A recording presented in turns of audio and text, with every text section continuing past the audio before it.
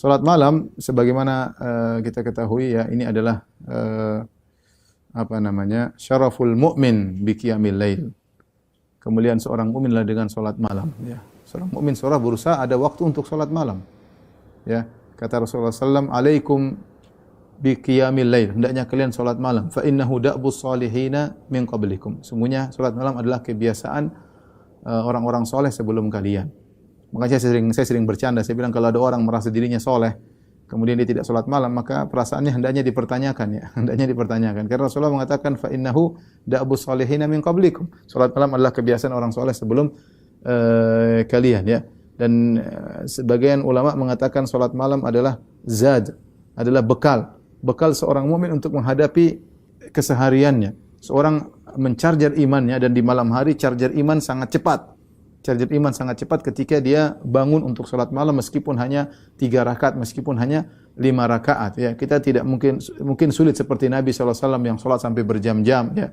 Sampai setengah malam salat atau sepertiga malam penuh salat. Berat bagi kita, tapi paling tidak kita ada punya waktu untuk salat malam, paling tidak salat witir meskipun 3 rakaat. Yang terbaik adalah seorang salat dengan salatnya Nabi Daud alaihissalam. Kata Nabi sallallahu alaihi wasallam, wa ahabbus salati ila Allah salatu Daud. Salat yang paling dicintai oleh Allah adalah salatnya Nabi Daud. Kana yanamu nisfal lail, dia tidur setengah malam, wa yaqumu thulutsahu, kemudian dia pun salat malam sepertiga malam, wa yanamu sudusahu, dan dia pun tidur seperenam malam ya. Jadi tidur setengah malam, salat malam sepertiga malam, kemudian tidur lagi seperenam malam. Ini yang paling dicintai oleh Allah Subhanahu wa taala. Kalau orang bisa melaksanakan rutinitas seperti ini, maka ini dia akan bisa salat malam dan dia bisa segar ketika di pagi hari karena dia sempat tidur lagi sebelum subuh sekitar seperenam malam. Bagaimana cara melakukan hal ini? Caranya seorang melihat kapan azan maghrib dengan azan subuh. Antara azan maghrib sampai azan subuh bagilah menjadi 6. Jadilah menjadi 6 waktu. Maka 3 bagian yang pertama jadi 6 bagian, bagi 6. 3 bagian pertama untuk tidur. Karena itu Rasulullah tidur kata Nabi Daud alaihissalam tidur setengah malam. Kemudian 2 bagian dari 6 bagian tersebut untuk salat malam. Kemudian 1 bagian terakhir untuk tidur kembali. Ini untuk mempermudah. Jadi saya ulangi, bagaimana kita cara mempraktekkan praktek salatnya Nabi Daud alaihissalam, tidur setengah malam, salat sepertiga malam, dan tidur lagi seperenam malam. Caranya kita bagi malam, dan malam itu dimulai dari terbenam matahari sampai terbit fajar, yaitu sampai azan subuh, azan maghrib dan subuh, kita bagi 6. Bagi 6 ya. Bagi 6, setelah itu 3 bagian pertama yang merupakan setengah kita buat tidur, kemudian 2 bagian ya, yaitu 2/6 itu sama dengan sepertiga kita gunakan untuk salat, kemudian tinggal 1/6 kita untuk tidur. Atau kita bangun malam seperti Nabi sallallahu alaihi wasallam sepertiga malam terakhir kemudian kita salat. Dan ini menunjukkan dianjurkan kita salat malam setelah tidur yang disebut dengan tahajud. Ya, maka tidur dulu baru kemudian kita bangun sebagaimana Nabi sallallahu alaihi wasallam salat malam sampai subuh, sampai menjelang subuh. Bisa dua-dua melakukan salat malam model Nabi Daud alaihissalam atau model Nabi sallallahu alaihi wasallam, silakan. Bagi siapa yang tidak mampu untuk salat malam, maka salat sebisanya. Bahkan dia boleh salat sebelum tidur, ya. Dia boleh salat sebelum tidur sebagaimana perkataan sebagian sahabat ya.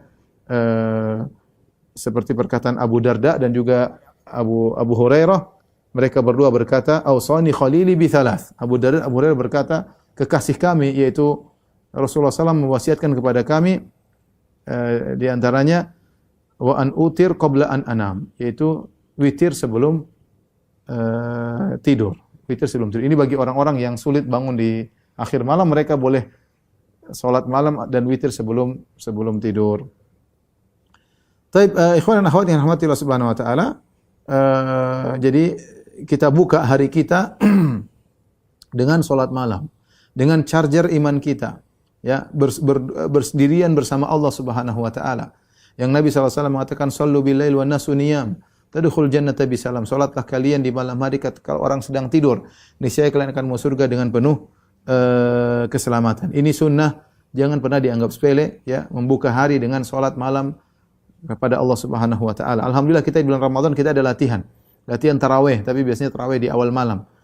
Kalau sudah Ramadan selesai, jangan lupa kita biasakan salat malam. Itu masalahnya bukan masalah bisa atau tidak, masalah mau atau tidak. Ya, kalau semua bisa.